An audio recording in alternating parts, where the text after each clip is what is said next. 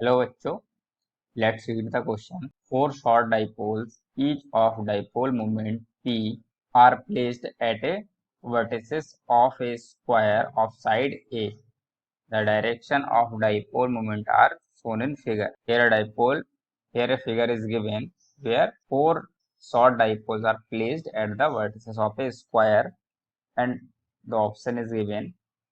Option A, electric field at O is under root 2 P upon 2 pi epsilon naught A cube. Option B, electric field at point O is under root 2 P upon pi epsilon naught A cube. Option C is electrostatic potential at O is 0. And option D is net dipole moment is 2P. तो हमें question क्या दिया हुआ है? Question में हमें एक diagram दिया हुआ है और हमसे कहा गया कि यह एक क्या है, स्क्वायर है जिसकी साइड हमें ए दी हुई है और इसके हर एक वर्टिसिस पे यानी कि प्रत्येक कोने पर क्या रखा गया है, एक डाइपोल रखा गया है जिसका डाइपोल मोमेंट पी है, जिसकी डायरेक्शन हमें डायग्राम में बनाकर दी गई है और इसका सेंटर क्या है, ओ है। और इसके सेंटर पर हमें फील्ड कैलकुलेट करना है, पोटेंशियल कैलकुलेट करना है और इस पूरे का हमें नेट मोमेंट कैलकुलेट करना है, डाइपोल मोमेंट। तो इस सबको करने के लिए सबसे पहले हम डिस्कस करते हैं हमारे क्वेश्चन का की कॉन्सेप्ट। देखिए, क्वेश्चन में हमसे बात करी गई है डाइपोल मोमेंट के बारे में, तो हमें डाइपोल मोमेंट के बारे में पता होना चाहिए कि डाइपोल मोमेंट से इलेक्ट्रिक फील्ड को कैसे कैलकुलेट किया, क्योंकि हमसे इलेक्ट्रिक फील्ड ही कैलकुलेट करना है डाइपोल मोमेंट से। तो डाइपोल मोमेंट और इलेक्ट्रिक फील्ड में क्या रिलेशन होता है, हम एक जनरल कंडीशन के लिए ले लेते हैं कि जैसे डाइपोल क्या होता है कि कोई ऐसा एक टर्म जिसमें अपोजिट बट इक्वल मैग्नीट्यूड के दो चार्ज हों, जैसे हमने ले लिया एक माइनस क्यू है, एक प्लस क्यू है, जिनके बीच की डिस्टेंस बहुत थोड़ी होती है, छोटी सी होती है। पर ये माइनस क्यू से प्लस क्यू के लिए क्या होता है, ये वेक्टर पी होता है, यानी जिसे हम डाइपोल मोमेंट कहते हैं। और किसी पॉइंट पर अगर हम इसकी वजह से इलेक्ट्रिक फील्ड निकालना चाहें तो उसका फॉर्मूला क्या होता है, मान लिया कि ये पॉइंट है, अब इस पॉइंट पर हमें निकालना है जो कि आर डिस्टेंस पर है। तो इसके लिए हम कैसे करते हैं, इस डाइपोल को हम दो पार्ट में तोड़ लेते हैं। एक, जैसा अगर हमें पता है ये एंगल थीटा है तो हमें ये पी की डायरेक्शन दे रखी है, तो हम इस पर पी को एक इसकी डायरेक्शन में तोड़ लेते हैं, रेडियल वेक्टर की डायरेक्शन में तोड़ लेते हैं। ये क्या हो जाएगा, पी कॉस थीटा। और एक परपेंडिकुलर में तोड़ेंगे, ये हो जाएगा पी साइन थीटा। ठीक है, तो ऐसे ही इसी तरह से हम क्या करेंगे, इसको एक पी कॉस थीटा की वजह से एक बार कैलकुलेट कर लेंगे और एक बार पी साइन थीटा की वजह से कैलकुलेट कर लेंगे। पी कॉस थीटा के हिसाब से ये पॉइंट इसके क्या हुआ, एक्सियल पोजीशन में हुआ। तो एक्सियल पोजीशन में किस तरह से लगेगा, इस तरह से लगेगा इलेक्ट्रिक फील्ड ई, इसे हम लिख लेते हैं E1। तो E1 का फॉर्मूला क्या होता है, K 2p cos theta upon R cube. तो ये तो हो गया एक्सियल कंडीशन के लिए। ऐसे ही इस वाले यानी कि इस पी साइन थीटा की वजह से जो होगा वो क्या होता है, वो हमेशा इसके अपोजिट डायरेक्शन में लगता है। मतलब अगर पी साइन थीटा इधर है तो वो इस डायरेक्शन में लग रहा होगा। और इसकी वैल्यू कितनी होती है, E2, इसकी वैल्यू होती है 2p sine theta upon R cube. ठीक है, 2p नहीं, सॉरी, के, यहाँ पर 2 नहीं होता है, K P sine theta upon R cube. ठीक है, तो ये हमारे वैल्यूज हो गए। तो यही हमारा की कॉन्सेप्ट है, इसी फॉर्मूले का हम यूज करेंगे इसी कॉन्सेप्ट का। ठीक है, तो चलिए हम अपना डायग्राम बनाते हैं और क्वेश्चन को सॉल्व करें। तो चलिए, हमने यहाँ पर जो क्वेश्चन में डायग्राम दिया है वो हमने बना लिया है और हमने ये है यहाँ पर इनके डाइपोल मोमेंट जिस डायरेक्शन में दिए हमने वैसे ही बना लिए हैं। इन सभी की वैल्यू क्या है, पी है।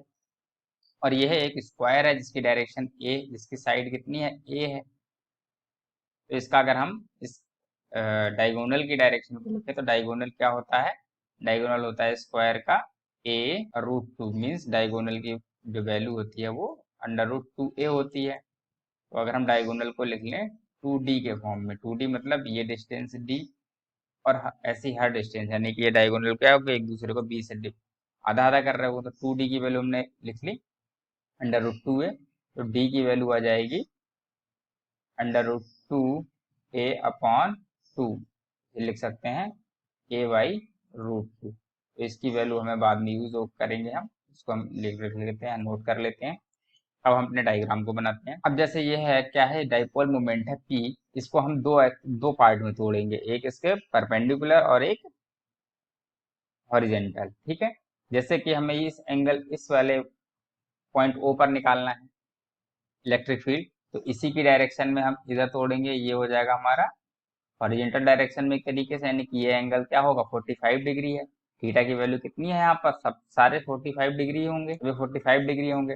तो ये कौन सा हो जाएगा, इसकी वैल्यू हो जाएगी पी साइन सॉरी कॉस, ये होगा कॉस वाला, कॉस 45, क्योंकि थीटा की वैल्यू हमें पता है इधर से, तो पी कॉस 45 की वैल्यू 1/√2, तो ये हो जाएगा P/√2। तो यह कंपोनेंट हमें मिल गया, ये वाला। ठीक है, ऐसे ही इन सब की वैल्यू भी बराबर होगी, सभी के एंगल 45 ही हैं। तो हम जैसे इसको हॉरिजेंटल मतलब एक तरीके से इसके अंदर की डायरेक्शन में निकाला डायगोनल के अलोंग, तो ये एंगल भी थीटा, तो ये भी सेम होगा, और ऐसे ही इसका भी सेम होगा, और ये भी सेम ही होगा। ठीक है, अब हम बना लेते हैं इन सभी के परपेंडिकुलर वाले। परपेंडिकुलर वाला कैसे बनेगा, इसका परपेंडिकुलर इधर बनेगा, जिसकी वैल्यू कितनी होगी पी साइन 45, पी साइन 45 मतलब पी साइन 45 की वैल्यू √2, तो P/√2 होगी इसकी वैल्यू भी। और ऐसे ही इसका परपेंडिकुलर बनेगा इस डायरेक्शन में, इसका परपेंडिकुलर बनेगा इस डायरेक्शन में, और इसका परपेंडिकुलर बन जाएगा इस डायरेक्शन में। ठीक है, तो हमने अपने जो डाइपोल मोमेंट है उसको उसके हॉरिजेंटल और परपेंडिकुलर कंपोनेंट में डिवाइड कर लिया, जिनकी वैल्यू हमें मिल गई है P/√2 दोनों की लिए।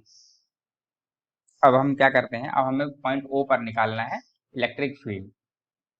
तो हम इलेक्ट्रिक फील्ड पॉइंट ओ पर निकालने के लिए एक कॉर्नर का एक डायग्राम अलग बना लेंगे। जैसे कि हम लेते हैं यहाँ पर पॉइंट ओ हमने बनाया, ये पॉइंट ओ पर इस यानी कि जो एक्सियल डायरेक्शन में, यहाँ पर क्या है एक्सियल डायरेक्शन में है इसके, तो इस एक्सियल डायरेक्शन यानी कि ये पी कॉस 45 की वजह से इस पर जो इलेक्ट्रिक फील्ड लग रहा होगा उसकी डायरेक्शन क्या होगी, इस दिशा में होगी। ठीक है, ऐसे ही इसकी वजह से इस डायरेक्शन में होगी, इसकी वजह से इस डायरेक्शन में होगी, और इसकी वजह से इस डायरेक्शन में होगी। ठीक है, तो ये सारे आपस में कैंसिल होंगे, लेकिन हम यहाँ पर लिख लेते हैं, एक एक करके लिखते हैं। पहले इस कॉर्नर के लिए लिख रहे हैं, सबसे पहले वाले हमारे कॉर्नर को। तो एक्सेल डायरेक्शन में जो इलेक्ट्रिक फील्ड लग रहा होगा इसकी वजह से, वो किधर होगा, इस डायरेक्शन में होगा, डायगोनल के रेडियली एकदम उसी डायरेक्शन में होगा जिस डायरेक्शन में पी कॉस 45 है। तो इसकी वैल्यू कितनी हो जाएगी, इसकी वैल्यू हम निकाले अगर फॉर्मूले से यहाँ हम कैलकुलेट भी कर लेते हैं, E1 जिसे हम लिखते हैं एक्सियल डायरेक्शन के लिए, E1 की वैल्यू क्या थी, फॉर्मूला हमारा था 2 k p cos 45 upon r cube, यही होगी। इसकी वैल्यू कितनी आएगी 2 k cos p cos 45 की वैल्यू 1/√2, तो 1/√2 और r क्यूब, तो इसको हम करेंगे तो आ जाएगा √2 k p upon r cube. तो ये हमारा आ गया एक्सियल डायरेक्शन के लिए। ऐसे ही हम E2 की वैल्यू लिखते हैं परपेंडिकुलर डायरेक्शन वाले की वजह से, तो वो क्या होगा हमारा, उसमें हमें 2 नहीं होता है के पी साइन 45 की वजह से है अपॉन आर क्यूब। तो इसको सॉल्व करेंगे तो आएगा के पी साइन 45 की वैल्यू 1/√2 और आर क्यूब, इसकी वैल्यू क्या यही हो जाएगी के पी अपॉन आर क्यूब। एक वैल्यू हमें ये मिल गई, तो ये हमें E1 E2 की वैल्यू मिल गई, यानी कि ये परपेंडिकुलर वाले की वजह से, ये एक्सियल वाले की वजह से। तो हम लिख लेते हैं परपेंडिकुलर वाले की वजह से, हम यहाँ पर लिखेंगे इस डायग्राम की वजह से, तो ये ऊपर की ओर जा रहा है, और इसकी वजह से जो इलेक्ट्रिक फील्ड जनरेट होता है वो उसके अपोजिट डायरेक्शन में होता है, जैसा कि हमने पीछे कॉन्सेप्ट में समझा। तो ये किधर बनेगा, इस डायरेक्शन में बनेगा, जिसकी वैल्यू कितनी होगी, यही होगी K P upon √2 are cube.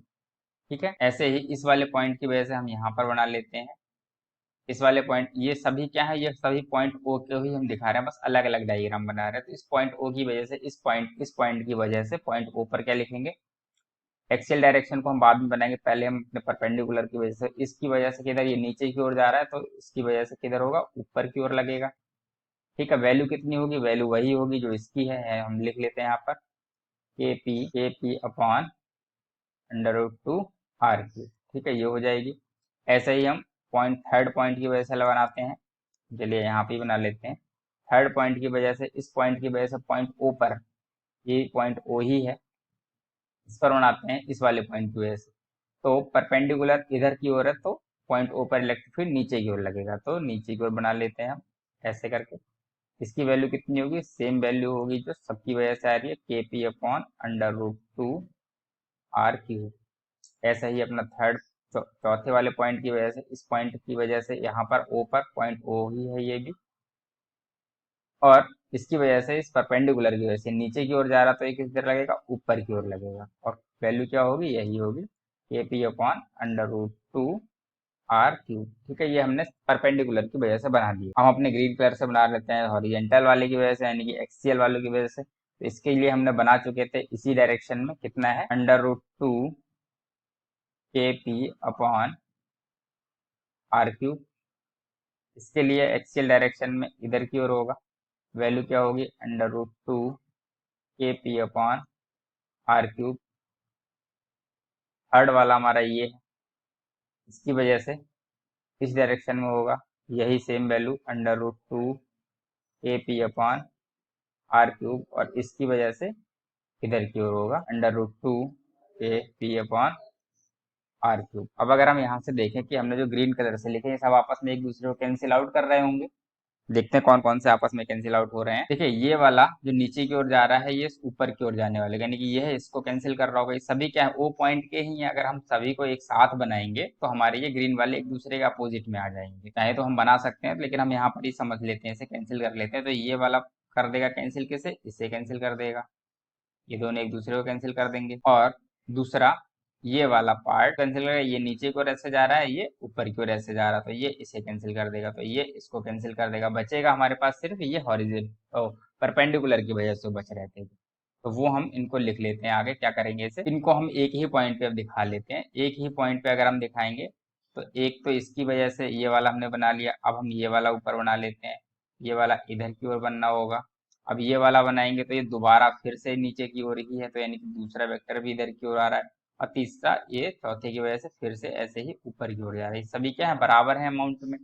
दोनों की वैल्यू कितनी है, K P upon under root two R cube. तो इसकी वैल्यू कितनी हो जाएगी, ये दो वेक्टर है तो ये हो जाएगी two K P upon under root two R cube. ऐसे ही नीचे वाले भी हो जाएंगे, two K P upon under root two R cube. ठीक है, ये दोनों हो गए। अब ये दोनों क्या है, 90 डिग्री पर है।